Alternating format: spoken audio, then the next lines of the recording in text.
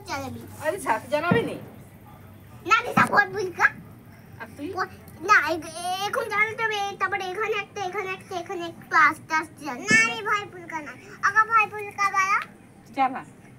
দাঁড়া ধর দাঁড়া যদি সাউসে এরকম চলে হয়ে দাঁড়া দাঁড়া একটা জালে উড়ি মাগে ভয় খালি আর উড়ি মা